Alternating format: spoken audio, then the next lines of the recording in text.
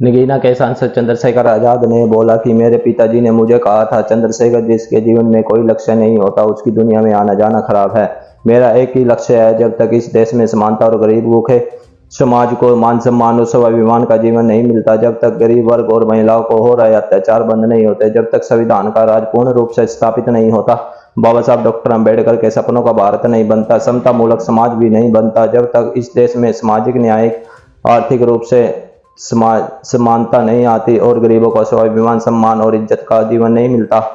तो आप भी सुने चंद्रशेखर आजाद ने बस्ती उत्तर प्रदेश में आयोजित अस्तित्व बचाओ भाईचारा बनाओ प्रदोत्सव सम्मेलन में ऐसा क्या बोला कि जिससे युवाओं में भरा जोश। पिताजी ने मुझसे कहा था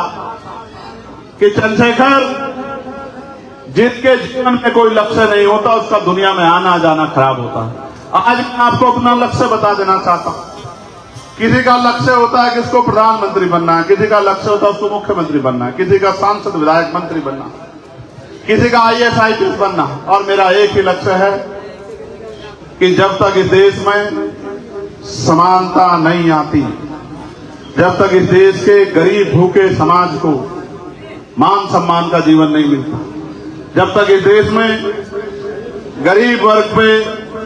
और इस देश की महिला पे अत्याचार नहीं रुकता, यानी कि जब तक संविधान का राज पूर्ण रूप से स्थापित नहीं होता, यानी कि जब तक इस देश में